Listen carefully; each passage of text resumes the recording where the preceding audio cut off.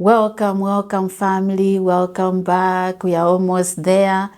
Oh, the Lord has given us speed. We are on day 18. God bless all of you who joined this prayer and fasting. Your life will never be the same. And if you are here and you are feeling guilty because I said this, you can join today and you have 3 days to come. Do your 3-day prayer and fasting. In the kingdom of God, there is no limit to what you can do. You can join the last day and the Lord will show forth powerfully in your life in the name of Jesus. This day we are talking about restoration, breakthroughs, open doors, and all the good things that God has for us.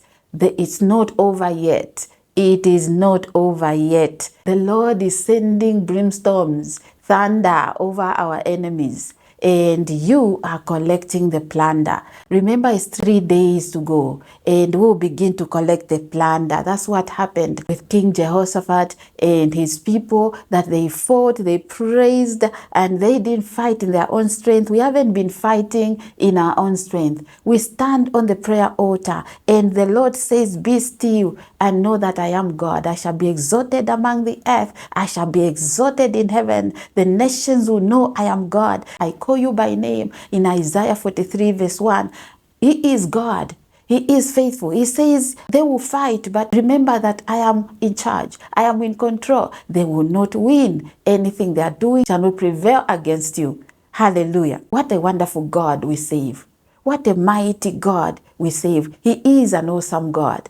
Our God is an awesome God. Praise the Lord. I pray for strength for you, that you will finish well, that the Lord who has started this prayer and fasting in your life, you didn't join this ministry. You didn't join because Sister Agnes just called it and announced it. You joined because the Holy Spirit prompted you. There are many that didn't join this prayer and fasting. So you are counted as blessed. Praise the name of the Lord. Hallelujah. Praise ye the Lord. To God be the glory. On this day, let's look at your business, your career, the work of your hands, your ministry, anything to do with your academics. We are praying for restoration, that the Lord will open doors. And if there's any document that is pending, you want to get that driver's license and you have been failing and failing, this is the day you are saying, Lord, any spirit of pressure that is holding my destiny, my prayers, blocking my blessings, Father, send an angel on this day. Restoration, restoration, Lord. Restore me back. Let my blessings be released. I refuse that my blessings be given to another. This is the day. The Lord has made it for you, and you will rejoice in this day. Let your marriage be restored. On that farm where you are, let the work of your hands prosper in the name of Jesus. Where there's no rain in your farm, the Lord will release rain on your farm. In the name of Jesus, let this year be so much produce. Let the harvest be a bumper harvest. I'm talking about those that are using their hands. Hallelujah, their physical hands to plow, to plant in the farm. May the Lord favor you in the name of Jesus. May the Lord remember to send rain, special rain in this year, 2026. Hallelujah. And for those of you who are in business, your business shall prevail against any weather, any arrow, anything that the enemy has assigned against the work of your hands. Your business will flourish. The Lord will shine forth his light over the work of your hands, and it shall be on top only, above only, in the name of Jesus. Father, we pray that you will restore excellence. Let your children be found among the great. Where greatness is where you will be. In the name of Jesus, may the Lord direct your ways in this 2026. The Lord will direct your ways in Jesus' mighty name. You shall succeed, be profitable, and be prosperous in Jesus' name.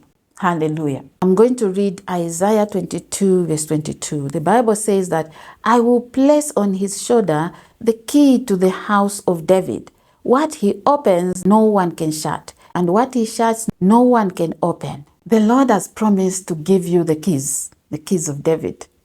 The keys that Jesus went to the pit of hell. He went and accessed the keys because the keys were taken away from us when Adam and Eve sinned against God. The keys now are in our hands. Jesus went to take them. And we can open any door. That's why when you are praying, just visualize you having the key and opening that door, opening it, hallelujah, and telling it to open. You door of financial freedom, financial abundance, open up now, for the Lord has given me the key, the key of David, to open and no man will close it. And you are praying and declaring life upon the works of your hands, upon that business. Lord, let it open up. Let my career open up. Anything that concerns my life, Lord, those doors that the enemy has closed, let those doors begin to open up now in the name of Jesus. If you read further in verse 23, you will see that the Lord was speaking upon this man. God was giving him a firm place, a place of dignity, where he was not going to be moved, where he was not going to be shaken. I believe this was the time where God's people were displaced. They were pushed to go into exile. And when you are a slave, you have no choice but to follow the rules of the country that is hosting you, that is keeping you. It's like being kept by someone. You have no rules of yourself. You follow the rules no matter what age you are. Hallelujah. You see now how the enemy steals the respect, takes away the dignity, the self-esteem, the confidence. Everything is stolen because maybe of one arrow of poverty that is running in the family line. And the enemy has been just harassing everyone else. You are going to speak life into the work of your hands. You are going to say, Lord, restore me back in the name of Jesus. Let doors begin to open, doors of breakthroughs, doors of favor. Let there be respect in my business, in my family. Any issue that you have today, you are going to call upon the Lord that on this day 18 of my prayer and fasting, I am focusing, Lord, bringing my business before you, my career before you, my ministry before you, my academics before you. And Lord, I know that you have a place of dignity, a place where I shall not be moved, where you establish me firmly, and that place is called a place of restoration in the name of Jesus. When you are restored, that which you desire comes to pass, right? When you are restored, if it is marriage restoration, you are restored into that marriage. It means that you cannot be moved by that issue again. In the name of Jesus. If it is finances, you know that when God flourishes you and you start to have harvest upon harvest, hallelujah, harvest meeting harvest, you know that the Lord has established you and no power anywhere can move you from that position unless you open the door. But God is merciful, that any door shall be closed in the name of Jesus Christ. What I love about this scripture is that God is telling this man that I'll provide everything for you. And God is not just restoring just for the sake of restoring. That door that is open, there's provision for it. The Lord has opened that door. It means that if you lack strength, He will give you the strength. Whatever you need in the season of your breakthrough, the Lord will provide for you. If it is a job, God will direct you in the right path and touch the hearts of those that will be interviewing you to give you favor, right? If it is to settle you in that country and you don't have documents, the Lord is going to make a way for you to get the documents because it is that time that He has allowed you to be in that place. He says, I will place you in a place of dignity. Dignity means that you are not harassed by anybody. You are not a slave to anyone. You are not owing anybody. Hallelujah. So God is talking about removing debt and giving you financial provision, financial abundance, and let somebody receive it in the name of Jesus. I want to read 2 Chronicles chapter 29 verse 3. You will see what God is talking about here, and it is powerful. Hallelujah. 2 Chronicles 29 verse 3, the Bible says, in the very first month of the first year of his reign, Hezekiah reopened the doors of the temple of the Lord and repaired them. Every time there is restoration, open doors, there is something to do. You remember the message on day 17 about open doors? How Isaac reopened, redug the wells of his father, This is another message. I don't know why I'm talking about this, but you have to take action. Reopen certain areas in your life. Maybe you have been lazy to start something. This is the time that the Lord is giving you confirmation. Reopen. Go and restart. Start afresh. Rebuild. It is the year of rebuilding, renewal, restarting of certain things that you have abandoned, that idea that you started and you have abandoned it. You want to go and revisit.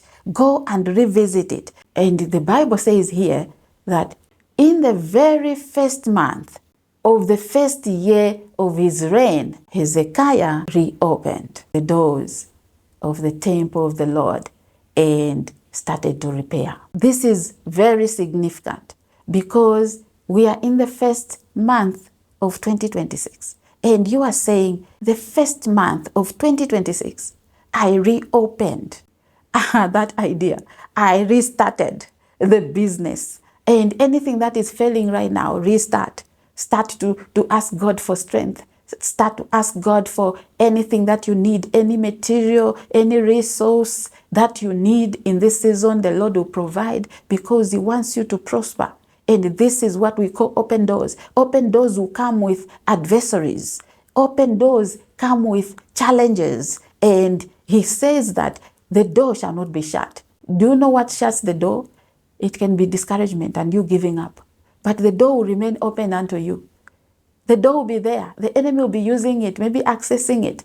But you have to stand on the prayer altar and say, the Lord has spoken and I will stand to collect.